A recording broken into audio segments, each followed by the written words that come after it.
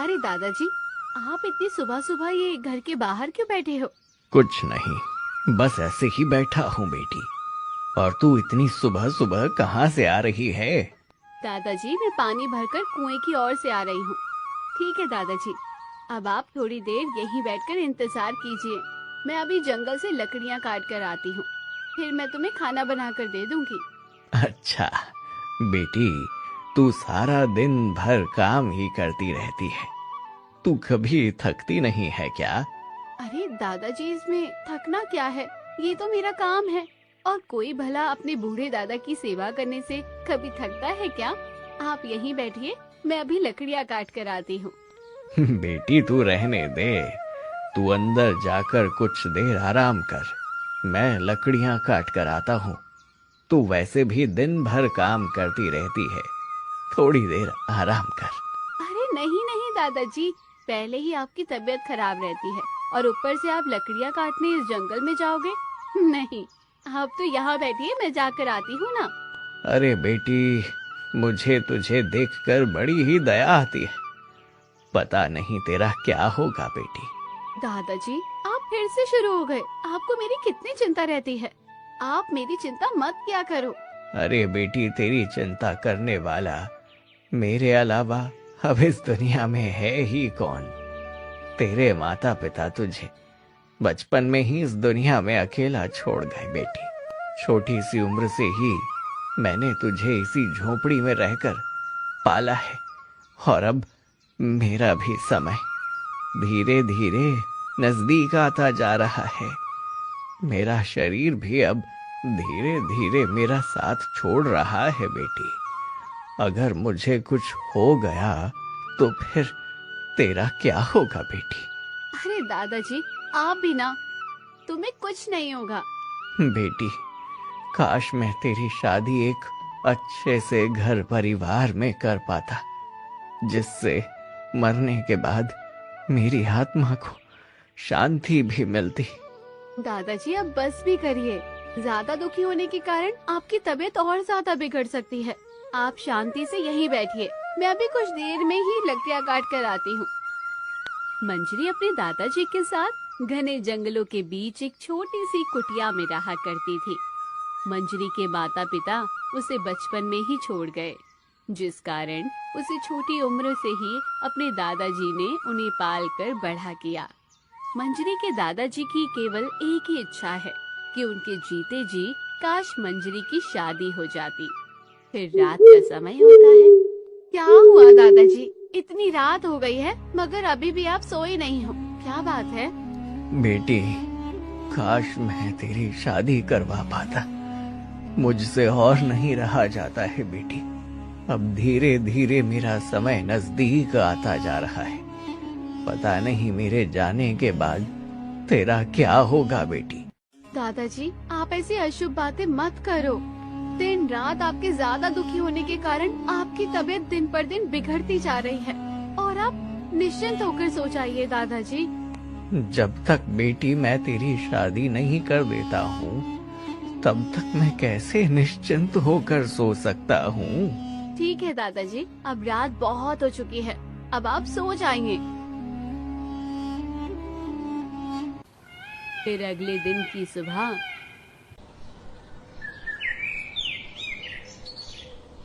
अरे, आज इतनी सुबह हो गई मगर अभी तक दादाजी नहीं उठे।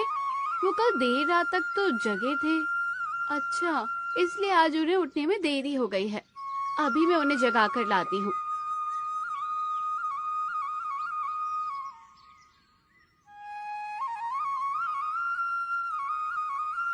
दादाजी, ओ दादाजी, दादाजी देखिए सुबह हो चुकी है, अब तो उठ जाओ दादाजी। मंजरी के बार बार कहने पर मंजरी के दादाजी नहीं उठे, क्योंकि वो मर चुके थे। उनके शरीर में प्राण नहीं रहे। दादाजी, दादाजी उठिए ना। नहीं दादाजी, नहीं, आप मुझे छोड़कर नहीं जा सकते हो दादाजी। उठिए दादाजी, उठिए दादाजी, आपको मेरी कसम है दादाजी, अब तुम्हारे अलावा हमारा इस दुनिया में है ही कौन? अब तुम भी मुझे इस दुनिया से अकेला छोड़कर चले गए। दादाजी उठिए, आपको मेरी कसम है दादाजी। फिर इसी प्रकार पड़ोसी गांव के कुछ निवासी मंजरी के दादाजी का अंतिम संस्कार कर देते हैं। फिर कुछ दिनों बाद, पता नहीं अगले जन्म में मैंने ऐसे कौन से बुरे कर्म किए थे जो मुझे इस जन्म में इतना दुख उठाना पड़ा है। बचपन से ही मुझे मेरे माता पिता इस दुनिया में अकेला छोड़कर चले गए। केवल मेरे एक दादाजी थे जिनका मुझे सहारा था, मगर अब वो भी मुझे छोड़कर चले गए। केवल एक मेरे दादाजी थे। अब मुझे इस घने जंगल में अकेले ही रहना पड़ेगा। मुझे तो लगता है मेरे भाग्य में यही लिखा है। फिर इसी प्रकार मंजरी घने जंगलों में अपनी झोपड़ी में अकेली रहने लगी। फिर एक दिन जब मंजरी कुएं पर पानी भरने जा रही थी, तब उस पर एक चुड़ैल की नजर पड़ी। अरे, इतने घने जंगल में इस लड़की को तो मैं यहाँ पहली बार देख रही हूँ। जरूर ये लड़की यहीं आसपास रहती होगी, तभी तो यहाँ पानी भरने आई है। आज मैं इसका पीछा करती हूँ और देखती हूँ ये लड़की कहाँ रहती है। फिर वो चुड़ैल मंजरी का पीछा करते करते उसके घर जा पहुँचती है। आखिरकार मेरा अनुमान बिल्कुल सही है। ये लड़की इसी जंगल में रहती है और मुझे जहाँ तक लगता है कि ये लड़की की इस कुटिया में ये अकेली ही रहती है। अब मुझे कैसे भी करके इस लड़की को अपने वश में करना होगा। वश में करने के बाद मैं इसकी मुंडी मरोड़ दूंगी। और फिर देखते ही देखते वो चुड़ैल एक बुढ़िया का रूप धारण कर लेती है। बेटी, ओ बेटी, बेटी, क्या कोई घर पर है? क्या कोई मेरी आवाज सुन पा रहा है? ओ बेटी, बेटी। चुड़ैल की आवाज सुनकर मंजरी अपने घर से बाहर आती है। क्या हुआ? आप मुझे आवाज दे रही हो क्या बूढ़ी अम्मा? क्या बात है? अरे बेटी, मैं इस जंगल में लकड़ियां काटने आई थी, मगर मैं इस जंगल के बहुत भीतर आ चुकी हूँ। मैं वापस जाने का रास्ता नहीं ढूंढ पा रही हूँ, तो क्या तुम मेरी मदद करोगी बेटी? वैसे बूढ़ी माँ, आप कौन से जंगल से आई हो? बेटी, मैं यही पड़ोसी गांव रतनपुर से आई हूँ। अच्छा, तो आप बूढ़ी माँ रतनपुर गांव से आई हो। आपको वो गांव का रास्ता यहाँ से कुछ दूर सीधे जाने पर नजर आ जाएगा बूढ़ी माँ। ठीक है बेटी। और तुम बेटी क्या इतने घने जंगल में अपनी झोपड़ी में अकेली रहती हो क्या? हाँ बूढ़ी माँ, मैं इस झोपड़ी में अकेली रहती हूँ। मुझे मेरे माता पिता बचपन में ही इस दुनिया में अकेला छोड़ गए थे, मगर फिर मेरे अपने दादाजी के साथ इस कुटिया में रहने लगी थी। मगर दुर्भाग्यवश वो भी कुछ महीनों पहले ही मुझे इस दुनिया से छोड़कर अकेले मुझे यहाँ कर गए। तब से मैं इस जंगल की कुटिया में अकेली ही रहती हूँ बूढ़ी माँ। आखिरकार ये लड़की इस कुटिया में अकेली रहती है, यही मौका है। और फिर देखते ही देखते वो बुढ़िया चुड़ैल का रूप धारण कर लेती है, जिसे देख मंजरी डर जाती है। अरे अरे, ये तो चुड़ैल है। अरे कोई बचाओ, कोई बचाओ, चुड़ैल, चुड़ैल। यहाँ तुझे कोई नहीं बचाने आएगा। कृपया करके तुम मुझे कुछ मत करना, मैं तुम्हारे आगे हाथ जोड़ती हूँ, प्लीज मुझे छोड़ दो। फिर इतने ही बीच में वो चुड़ैल मंजरी को जैसे ही हाथ लगाती है, वैसे ही मंजरी एक पुतली में बदल जाती है।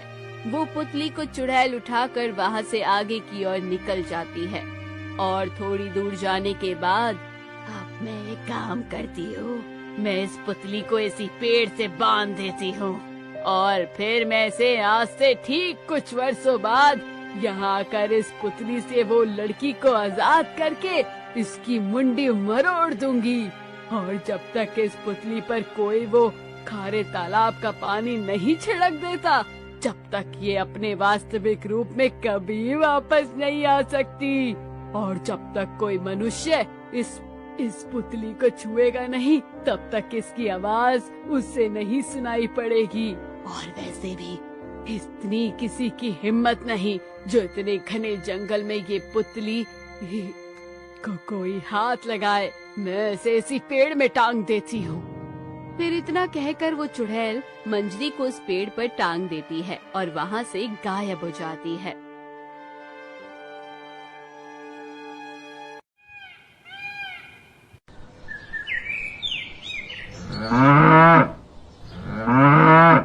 बहू, ओ बहू, अभी तक तुम में से किसी ने गंगा को घास नहीं डाली। देखो भूख के मारे कैसे चिल्ला रही है। अरे तुम्हारे पिताजी को तो सुबह सुबह मेरे नाम रटने की आदत हो गई है। सुबह हुई नहीं कि बहू बहू करने लग जाते हैं। पता नहीं तुम्हारे पिताजी से कब हमारा पीछा छूटेगा। बहू, ओ बहू। आ रही हूँ। क्या हुआ? क्यों बहू बहू कहकर चिल्ला रहे हो? सुबह सुबह भी शांति नहीं रहती है क्या? अरे बहू, तुम सब दिन भर करते क्या हो? देखो अभी तक हमारी गंगा भूखी, वो बेचारी भूख के कारण चिल्ला रही है। अभी तक तुमने इसे घास क्यों नहीं डाली? अरे जब इतनी गंगा की फिक्र है तो तुम ही घास क्यों नहीं डाल देते हो? अरे बहू, अगर मेरे शरीर में शक्ति होती तो मैं तुमसे कभी भी नहीं कहता। अब मैं बूढ़ा हो गया हूँ। धीरे धीरे मेरा शरीर मेरा साथ छोड़ रहा है। खुद बूढ़े हो गए हो तो इसमें हम क्या करें? तुम हमें इतना परेशान क्यों करते हो? अरे बहू, मैंने तुमसे केवल इतना कहा कि तुम गंगा को घास डाल दो। तुम इसमें मुझे इतनी बातें क्यों सुना रही हो? और हरी कहाँ है? वो अभी सो रहे हैं। क्या इतनी देर तक सो रहा है? क्या हुआ पिताजी, तुम सुबह सुबह सुशीला पर गुस्सा क्यों कर रहे हो? अरे बेटा, मैं कहाँ गुस्सा हो रहा हूँ। मैं तो बहू से केवल इतना कह रहा हूँ कि गंगा को घास डाल दे। वो बातें कर रही है। वो बातें कर ही रहे होते हैं तब वहाँ हरिया बाबा का छोटा बेटा रामू आता है। अरे पिताजी, आप ये बाहर क्यों बैठे हो? अरे बेटा, तू इतनी सुबह सुबह कहाँ गया था? अरे पिताजी, मैं गंगा के लिए खेत से घास लाने गया था। अरे अरे, तुम्हें बिल्कुल भी शर्म नहीं आती है क्या? रामू से काम करवाते हुए इस बेचारे को एक आंख से कुछ नहीं दिखता है। अगर इसे कुछ हो गया तो? अपने छोटे बेटे को लेकर पिताजी को कुछ ज्यादा ही फिक्र है। अरे पिताजी, अगर ये थोड़ा काम कर लेगा तो क्या बीमार हो जाएगा? अरे हाँ पिताजी, भैया और भाभी सही कह रहे हैं, मुझे कोई तकलीफ नहीं है। अरे अरे बेटा, तू जन्म से ही अंधा है। तुझे अपनी एक आंख से कुछ दिखाई नहीं देता। अगर तुझे कुछ हो गया तो? अरे पिताजी, आप मेरी बिल्कुल चिंता मत कीजिए, मुझे कुछ नहीं होगा। और आपने सुबह की दवाई ली? बेटा, एक तू ही है जो इस घर में जिसे मेरी फिक्र रहती है। पिताजी, मैं गंगा को घास डालता हूँ, जब तक आप नहा धो लीजिए। कुछ ऐसा ही था तिनकापुर नामक गांव में रहने वाले हरिया बाबा का परिवार। पत्नी के गुजर जाने के बाद उन्हें घर में उनका बड़ा बेटा हरि और उसकी पत्नी सुशीला और छोटा बेटा रामू, जो जन्म से ही आंख से अंधा था, उसे अपनी एक आंख से कुछ नहीं दिखता था। हरिया बाबा को हमेशा एक चिंता सताती रहती थी कि उनके जाने के बाद रामू का क्या होगा। रामू का बड़ा भाई और भाभी रामू को बिल्कुल भी पसंद नहीं करते थे। हरिया बाबा की एक इच्छा है कि उनके जीते जी रामू की एक बढ़िया सी लड़की से शादी हो जाए।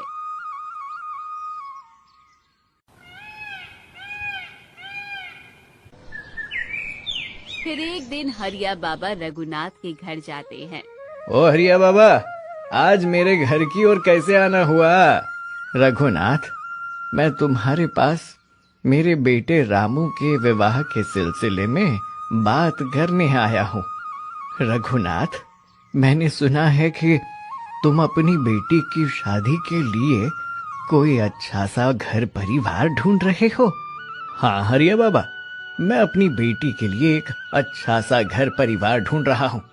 मुझे अच्छा घर मिलते ही मैं अपनी बेटी गायत्री की शादी कर दूंगा। रघुनाथ, तो मैं ये कह रहा था क्यों ना हम अपनी बरसों पुरानी दोस्ती को रिश्तेदारी में बदल लें? मैं कुछ समझा नहीं हरिया बाबा। अरे रघुनाथ, तुम अपनी बेटी के लिए कोई बढ़िया सा लड़का ढूंढ रहे हो और मैं अपनी बेटी के लिए कोई बढ़िया सी लड़की ढूंढ रहा हूँ। क्यों ना तुम अपनी बेटी की शादी मेरे बेटे रामू से कर दो? क्या रे हरिया बाबा, ये अब क्या कर रहे हो? कहाँ मेरी बेटी रूपवान और कहाँ आपका वो काना बेटा? रघुनाथ, ऐसा मत बोलो, मेरा बेटा है वो। मेरे बेटे में क्या कमी है? क्या कमी है? अरे उसकी कमी पूरा गांव जानता है। वो जन्म से ही काना है, उसे अपनी एक आंख से कुछ दिखाई नहीं देता ना। तो भला मैं अपनी इतनी सुंदर बेटी का ब्याह तुम्हारे बेटे से क्यों करूंगा? ये सोच भी कैसे लिया आपने? रघुनाथ, ऐसी बात नहीं है। भले ही मेरा बेटा एक आंख से अंधा है, मगर देखना तुम, एक दिन मैं अपने बेटे के लिए बहुत सुंदर लड़की ढूंढूंगा जिससे मैं अपने बेटे का विवाह करूंगा।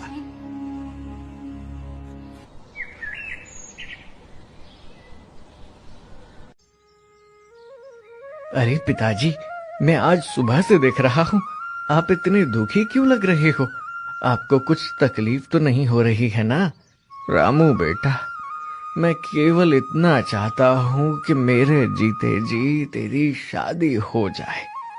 बेटा, तेरा भी घर परिवार बस जाए। अगर मुझे कुछ हो गया तो पता नहीं तेरा क्या होगा बेटा। अरे पिताजी, आपको मेरी इतनी चिंता रहती है? बेटा, हरि और सुशीला का व्यवहार तेरे प्रति देखकर मुझे बड़ा ही दुख होता है। अगर मुझे कुछ हो गया तो वो तुझे 2 समय का खाना भी नहीं देंगे बेटा। अरे पिताजी, आप ये बात छोड़िए और अब आप आराम करिए। मैं खेतों की ओर जाता हूँ। फिर इतना कहकर रामू वहां से चला जाता है।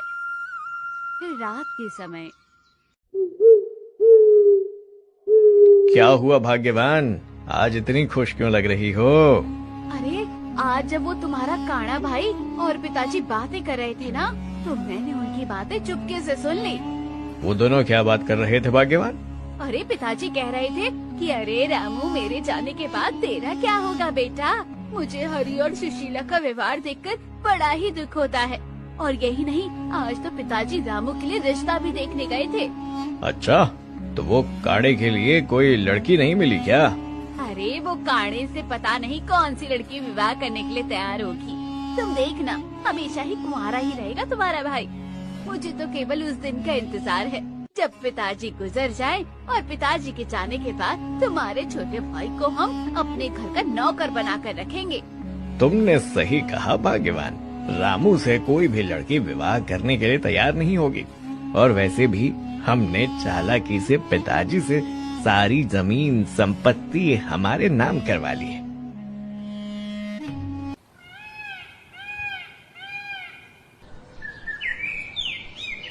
अरे पिताजी, आप इतनी सुबह सुबह कहाँ जा रहे हो?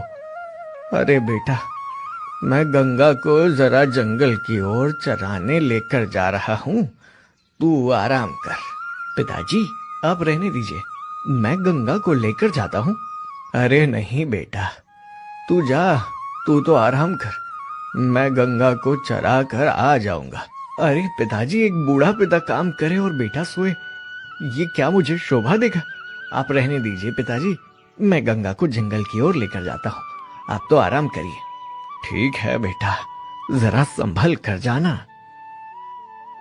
फिर इतना कहकर रामू गंगा को लेकर जंगल की ओर चराने के लिए चला जाता है। और जंगल में पहुंचकर, गंगा, तू केवल यहीं आसपास ही चलना, ज्यादा दूर मत जाना, जब तक मैं वो पेड़ के नीचे आराम कर रहा हूँ। फिर इतना कहकर रामू वो पेड़ के नीचे आराम करने जा ही रहा होता है कि तभी उसकी नजर पेड़ पर टंगी एक पुतली पर पड़ी। अरे, ये पुतली किसने यहाँ टांगी? ये पुतली दिखने में कितनी अजीब है। और फिर रामू उस पुतली को हिलाने लगा और अचानक से फिर एक आवाज आती है, बचाओ बचाओ, मेरी मेरी मदद करो, मेरी मदद करो तुम। ये मदद कौन मांग रहा है आसपास? यहाँ तो कोई दिखाई नहीं दे रहा। ये आवाज कहाँ से आ रही है? बचाओ बचाओ, मेरी मेरी मदद करो, मेरी मदद करो तुम। अरे कौन मदद मांग रहा है? तुम मेरे सामने तो आओ। मैं बोल रही हूँ, तुम मेरी मदद करो, मैं तुम्हारे सामने ही हूँ, कृपया करके तुम मुझे बचा लो। क्या ये आवाज इस पुतली में से आ रही है? अरे भला ये पुतली कैसे बोल सकती है? कहीं ये भूत तो नहीं? अरे नहीं, मैं भूत नहीं हूँ, मैं भी तुम्हारी तरह तारा एक मनुष्य हूँ, मगर मुझे यहाँ किसी ने कैद करके रखा है, तुम मेरी मदद करो। तुम्हें यहाँ किसने कैद करके रखा है और मैं तुम्हारी क्या मदद कर सकता हूँ? वो सब मैं अभी नहीं बता सकती, तुम केवल वो घने जंगलों के बीच में एक खारे पानी का तालाब है ना, तो तुम तालाब का पानी लाकर मुझ पर छिड़क दो, जिससे मैं अपने रूप में आ जाऊंगी। क्या खारे तालाब का पानी लाकर तुम पर छिड़कना है? कृपया करके मेरी मदद कर दो, मैं बहुत तकलीफ में हूँ। ठीक है, आप बिल्कुल चिंता मत करो, मैं अभी तुरंत जाकर वो खारे तालाब से पानी लेकर आता हूँ। फिर इतना कहकर रामू वहाँ से तुरंत ही चला जाता है और कुछ देर चलने के बाद उसे वही तालाब नजर आता है। ये वही तालाब है, वो इस पुतली ने इसी तालाब का पता बताया था। अब मुझे इस तालाब से पानी भरकर तुरंत ही वहाँ पहुँचना होगा।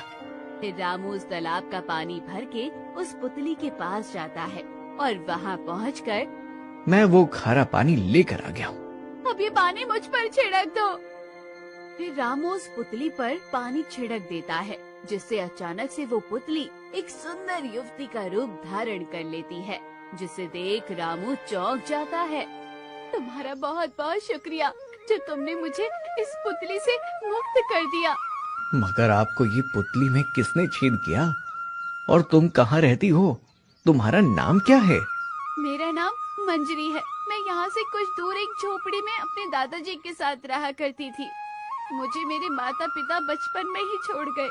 मैं अपने दादाजी के साथ झोपड़ी में रहती थी और कुछ दिनों के बाद मुझे इस दुनिया में मेरे दादाजी भी अकेला छोड़कर चले गए, जिसके बाद मैं पूरे घने जंगल में अपनी झोपड़ी पर अकेली रहा करती थी।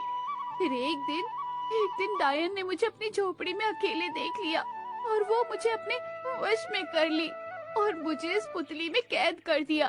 वो डायन ने मुझे कई वर्षों से इस पुतली में कैद करके रखा था। अगर आज तुम मुझे नहीं बचाते तो वो डायन मुझे मार देती। मैं तुम्हारा शुक्रिया किन शब्दों में करूं? अरे शुक्रिया करने की कोई बात नहीं है, किंतु तुम्हें कैसे पता कि उस तालाब के पानी को छिड़कने से तुम अपने वास्तविक रूप में आ जाओगी? वो डायन जब मुझे कैद कर रही थी तब उसने कहा था कि जब कोई उस तालाब का खारा पानी तुम्हारे ऊपर छिड़क देगा तो मैं अपने आप अपने रूप में वापस आ जाऊंगी। मगर तुम्हें इस पुतली में कैद रहते रहते बहुत वर्ष हो चुके थे, तब तुम्हारी किसी ने कोई सहायता नहीं की क्या? नहीं, यहाँ पर बहुत सारे मनुष्य आते जाते थे, मगर उस डायन ने ऐसा जादू कर रखा था कि मैं जो कुछ भी कहती थी वो किसी को सुनाई नहीं देता था। तो फिर मुझे तुम्हारी आवाज कैसे सुनाई दी? क्योंकि तुमने मुझे छू लिया था। जो कोई मुझे छू लेता था उसे मेरी आवाज सुनाई देने लगती थी। बहुत से मनुष्य ने मुझे छुआ मगर किसी ने मेरी सहायता नहीं की। सब मुझसे डरकर भाग जाते थे, मगर तुम हो जिसने मेरी सहायता की। किंतु तुम अब किसके साथ रहोगी? अब इस पूरी दुनिया में तुम्हारा कोई नहीं है। मेरे भाग्य में इस जंगल में रहने को ही लिखा है। मैं अपनी उस झोपड़ी में ही रहूंगी। और तुम अपना सुनाओ, तुम कहाँ रहते हो और ये तुम्हारी आँख कैसी है, ऐसी क्यों है? मेरा नाम रामू है, मैं यहीं पास के गांव में रहता हूँ। मैं जन्म से ही एक आंख से अंधा हूँ। अरे आपके साथ तो बहुत बुरा हुआ। मैं ऊपर वाले से प्रार्थना करूंगी कि आप जल्दी ठीक हो जाओ। एक बात कहता हूँ, मैंने अपने जीवन में आज तक तुम्हारी तरह सुंदर युवती नहीं देखी है। रामू की बात सुनकर मंजरी जोरों से हंसने लगती है। वाकई में आप बहुत सुंदर हो। मैं आपसे एक बात कहूँ? हाँ कहिए ना। मैं आपसे विवाह करना चाहता हूँ। क्या आप मेरे जैसे काड़े से विवाह करना चाहोगी? मंजरी सोच समझ कर कहती है, खबरदार, जो अगर आज के बाद तुमने अपने आप को काना कहा, मैं तुमसे विवाह करने के लिए तैयार हूँ। मैंने भी अपने जीवन में तुम्हारे जैसा सुंदर, दयालु और अपनी जान की फिक्र किए बिना दूसरों की मदद करने वाला युवक नहीं देखा।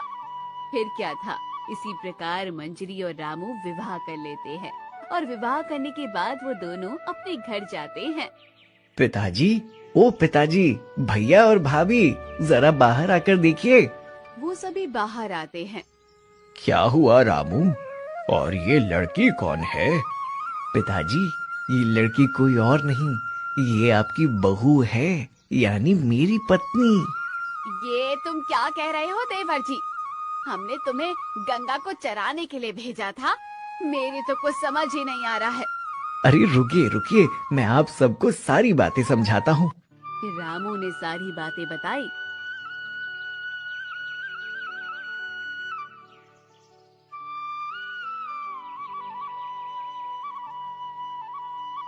जिसे सुनने के बाद बेटा रामू और बहू, तुम दोनों की जोड़ी तो बड़ी ही प्यारी लग रही है। तुम दोनों को किसी की नजर ना लगे। अरे बड़ी बहू, खड़े खड़े क्या देख रही हो? जाओ घर में तैयारी करो, हमारे घर में हमारी छोटी बहू आई है। खबरदार, अगर गलती से भी इस घर में अपना पैर रखा तो। भाभी, आप ये क्या कह रही हो? मैं सही कह रही हूँ। पता नहीं आपने ये किस चुड़ैल से शादी कर ली है। ना इसके माता पिता का पता है और ना इसके खानदान का। बहू, जबान संभाल कर बात करो। ये इस घर की बहू है, और भला ये इस घर में क्यों नहीं आएगी? इस घर में जितना तुम दोनों का अधिकार है, उतना ही इन दोनों का भी अधिकार है।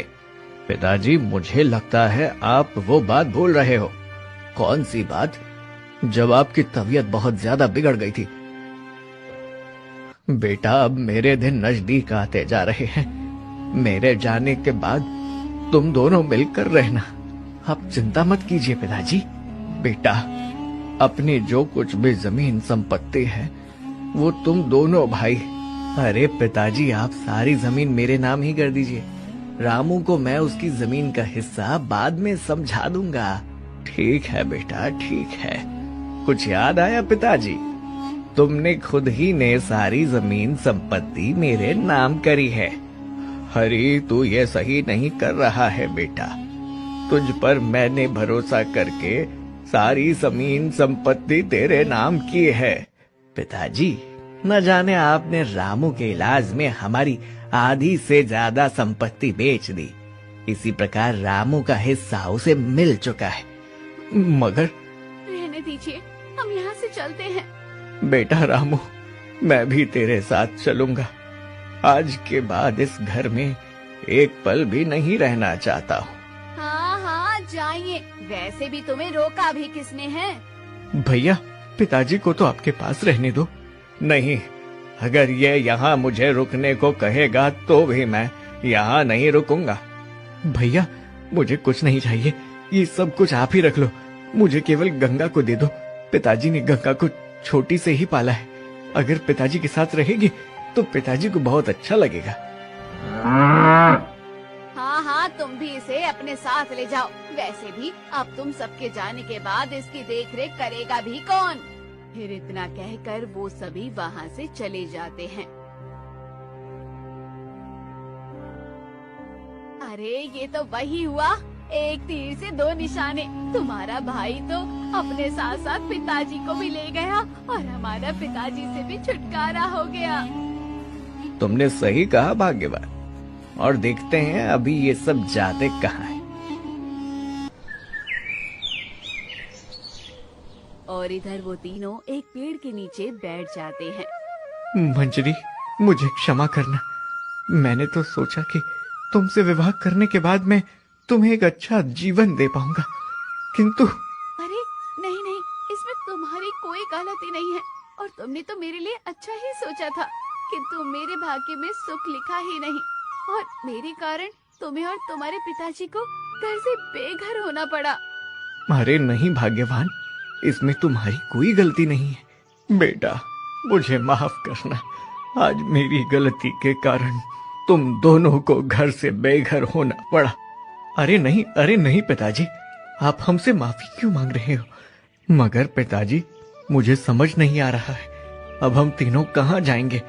और अब तो हमारे साथ हमारी गंगा भी है। अरे आप दोनों बिल्कुल चिंता मत करो, हम तीनों और गंगा मेरे घर जाएंगे। तुम्हारे घर? हाँ, मेरे घर में। तुमसे कहा था ना कि मेरी इसी जंगल में एक झोपड़ी है, हम तीनों और गंगा वहीं चलते हैं, हम वहीं रहेंगे। रामू बहू सही कह रही है, इसे हमें इसकी बात मानकर इसी के घर की ओर जाना चाहिए। ठीक है पिताजी। फिर इतना कहकर वो सभी मंजरी की झोपड़ी की ओर जाने लगे और वो सभी वहाँ पहुँच गए। ये है हमारी कुटिया। इसी कुटिया में मैं और हमारे दादाजी रहा करते थे। पिताजी, आज से हम सभी इसी कुटिया में रहेंगे। अब आप चिंता मत करिए, चिंता करने की वैसे कोई बात नहीं है। भाग्यवान, हमें रहने के लिए छत तो मिल गई है, मगर हम खाएंगे क्या? हमारे पास तो अब कुछ रोजगार भी नहीं है। अरे बेटा और बेटी, तुम दोनों बिल्कुल चिंता मत करो। तुम कल सुबह जंगल से बांस काट कर लाना और हम उस बांस से टोकनियां बनाएंगे। मुझे बांस की टोकनियां बनाना बहुत अच्छे से आता है। मैं तुम्हें टोकनियां बनाकर दूंगा, जिसे तुम शहर जाकर बेचना। पिताजी, आप बिल्कुल सही कह रहे हैं, हम कल से ठीक ऐसा ही करेंगे। ठीक है पिताजी, कल से हम ऐसा ही करेंगे। फिर अगले दिन की सुबह मंजरी और रामू सुबह जल्दी उठकर जंगल से बांस काटकर हरिया बाबा को देने लगे, जिससे हरिया बाबा टोकरियां बनाने लगे और उन टोकरियों को रामू और मंजरी बाजार में जाकर बेचने लगे, जिससे उनकी अच्छी खासी आमदनी होने लगी। पिताजी, आप जो हमें टोकरियां बनाकर देते हो ना, वो बाजार में बहुत जल्दी बिक जाती है और हमें अच्छा खासा मुनाफा भी होने लगा है। ये तो बड़ी खुशी की बात है। और फिर इसी प्रकार से वो सभी खुश रहने लगे। फिर एक दिन जब रामू और मंजरी टोकरियां बेचकर बाजार से घर वापस लौट रहे थे कि तभी। अरे पिताजी, आप ये घर के बाहर क्यों खड़े हो? अरे बेटा, अभी तक अपनी गंगा घर वापस नहीं आई, पता नहीं कहाँ रह गई। पिताजी, आप बिल्कुल चिंता मत करो, मैं अभी गंगा को ढूंढ कर लेकर आता हूँ। मैं भी तुम्हारे साथ आती हूँ। मगर भाग्यवान, तुम क्या करोगी? मैं भी गंगा को ढूंढने में तुम्हारी मदद करूँगी। फिर इतना कहकर मंजरी और रामू जंगल की ओर निकल जाते हैं। गंगा, ओ गंगा, पता नहीं ये गंगा कहाँ चली गई। अरे तुम चिंता मत करो, वो यहीं कहीं होगी, जरा आगे और जाकर देखते हैं। रामू और मंजरी जंगल के अंदर जाने लगे। थोड़ी ही दूर चलने के बाद उन्हें एक मूर्ति दिखाई दी। अरे भाग्यवान, ये देखो जरा। अरे ये क्या है? देखने में तो ये किसी साधु संत की प्रतिमा लग रही है। मैंने तो इस मूर्ति को इस जंगल में पहली बार देखा है भाग्यवान। तुमने सही कहा, मैंने भी इस मूर्ति को पहली बार देखा, मगर ये मूर्ति कितनी सुंदर लग रही है। तुमने सही कहा भाग्यवान, मगर मूर्ति के आसपास कितने ज्यादा फूल पत्ते रहते हैं। क्यों ना हम इस मूर्ति की सफाई कर दें? भाग्यवान, सफाई होने के बाद ये मूर्ति और भी ज्यादा सुंदर लगेगी। हाँ, ये बढ़िया रहेगा। ये मूर्ति साफ होने के बाद और भी सुंदर दिखाई देगी। फिर इतना कहकर रामू और मंजरी वो प्रतिमा की साफ सफाई करने लगे और साफ सफाई करने के बाद। भाग्यवान, अब ये मूर्ति कितनी सुंदर लग रही है। अरे अरे भाग्यवान, वो कौन है जिसने मेरी तपस्या भंग की? कौन? वो तुम ही हो ना जिसने मेरी बरसों की तपस्या भंग कर दी? किंतु साधु महाराज, हमने आपकी तपस्या कैसे भंग करी? हमने तो केवल ही मूर्ति की सफाई की है। हाँ साधु महाराज, मंजरी बिल्कुल ठीक कह रही है। सफाई? ये तुम दोनों क्या कह रहे हो? मुझे कुछ समझ नहीं आ रहा। अरे साधु महाराज, हम दोनों यहाँ हमारी गाय को ढूंढ रहे थे, तो फिर हमें ये मूर्ति नजर आई। ये मूर्ति इतनी सुंदर थी कि किंतु इसके आसपास बहुत सारे पत्ते पड़े थे। तो फिर हम दोनों ने सोचा कि हम इस मूर्ति की सफाई कर देते हैं। अरे बेटा और बेटी, मैं इस मूर्ति के अंदर करीब 8 साल से तपस्या कर रहा था, और जैसे ही तुमने इस मूर्ति को छुआ तो मेरी तपस्या भंग हो गई। क्या हमारे कारण आपकी बरसों की तपस्या भंग हो गई? महाराज, हमें माफ कर दीजिए, हमसे बहुत बड़ी भूल हो गई। साधु महाराज, हमारा तुम्हारी तपस्या भंग करने का कोई इरादा नहीं था, हमें क्षमा कर दीजिए। अरे नहीं नहीं बेटी और बेटा, तुम्हें मुझे क्षमा करने की कोई आवश्यकता नहीं। क्या? हाँ बेटा, इसमें तुम्हारी कोई गलती नहीं। तुम दोनों ने तो अच्छा किया कि भला आज के जमाने में कोई बिना स्वार्थ के कुछ कार्य नहीं करता। तुमने तो इस मूर्ति का सौंदर्य बढ़ाने के लिए इसकी सफाई की। वैसे तुम दोनों कहाँ रहते हो, और ये तुम्हारी आंख में क्या हुआ? साधु महाराज, यहीं से कुछ दूर हमारी झोपड़ी है। हम दोनों और पिताजी वहां रहते हैं, और जन्म से ही मैं एक आंख से अंधा हूँ। तुम इतने घने जंगल में क्यों रहते हो? साधु महाराज, वो बेटा बताओ, तुम इतने घने जंगल में क्यों रहते हो? साधु महाराज, हम यहीं पास के गांव में रहा करते थे। फिर रामू ने साधु महाराज को सारी बातें बताई, जिसे सुनने के बाद साधु महाराज को उन पर दया आ गई।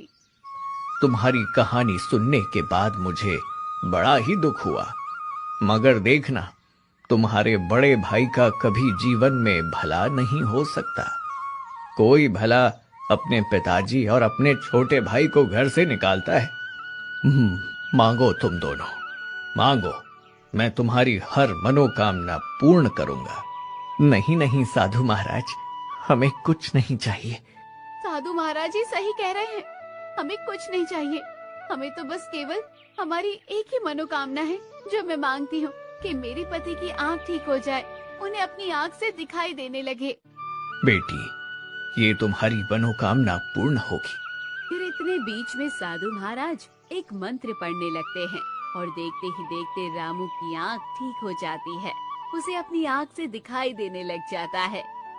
भाग्यवान, भाग्यवान, अब मुझे अपनी आंख से दिखाई दे रहा है। हाँ, आपकी आंख ठीक हो चुकी है। साधु महाराज, आपका बहुत बहुत शुक्रिया।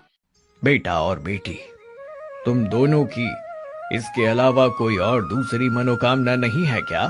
नहीं साधु महाराज, अब हमारी कोई दूसरी मनोकामना नहीं है। बस मेरे पति की आंख ठीक हो गई, यही मेरे लिए सबसे खुशी की बात है। मुझे अब कुछ भी नहीं चाहिए। भाग्यवान सही कह रही है साधु महाराज। बेटा और बेटी, तुम दोनों का मन बड़ा ही साफ है। मैं तुम्हें कुछ देना चाहता हूँ। फिर साधु महाराज एक मंत्र पढ़ते हैं, और देखते ही देखते वहाँ सोने के आभूषणों से भरे मटके आ जाते हैं। ये लो बेटा, ये सभी सोने के आभूषणों से भरे मटके तुम्हारे हैं। क्या ये सभी मटके हमारे हैं साधु महाराज? आपका बहुत बहुत शुक्रिया, किंतु हम ये मटके नहीं रख सकते। हमें ये मटके नहीं चाहिए साधु महाराज। बेटा और बेटी, जब कोई बड़ा भेंट दे रहा हो तो उसे इनकार नहीं करते। तुम दोनों का मन बड़ा ही अच्छा है, इसलिए मैं तुम्हें ये भेंट दे रहा हूँ। तुम इसे खुशी खुशी स्वीकार करो।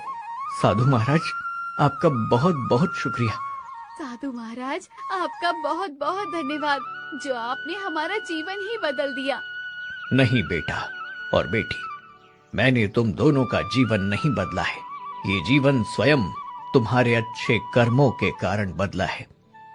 ठीक है बेटा और बेटी, अब तुम दोनों जाओ। मेरा आशीर्वाद तुम दोनों पर सदा ही रहेगा। अब मैं चलता हूँ। इतने ही बीच में साधु महाराज फिर से वो मूर्ति में चले जाते हैं, और रामू और मंजरी की खुशी का कोई जवाब नहीं था। भाग्यवान, पिताजी बिल्कुल सही कहते थे। हमें अपने जीवन में केवल अच्छे कर्म करना चाहिए, और देखा, आज उन्हीं अच्छे कर्मों के कारण हमें कितना सारा धन मिला। तुमने बिल्कुल सही कहा, और वैसे भी हम इतने सारे धन का क्या करेंगे? इसमें से हम कई ज्यादा सोना गरीबों में दान कर देंगे। तुमने सही कहा, और देखो गंगा भी आ गई। और वो दोनों ये बात घर जाकर हरिया बाबा को बताते हैं। बेटा और बेटी, देखा तुम दोनों ने, जो मनुष्य अपने जीवन में अच्छे कर्म करता है उसके साथ कभी बुरा नहीं होता। फिर वो सभी गांव में एक घर बनाकर उस घर में तीनों खुशी खुशी रहने लगते हैं। और रामू और मंजरी ने अपनी बात के अनुसार गांव के गरीबों को कुछ कुछ सोने के आभूषण दान कर दिए। ये सब देख हरी और सुशीला का क्या हाल हुआ, ये हम अगले भाग में जानेंगे। तो दोस्तों, ये कहानी जरूर शेयर करो और चैनल को अभी तक सब्सक्राइब नहीं किया है तो जल्दी से कर दो।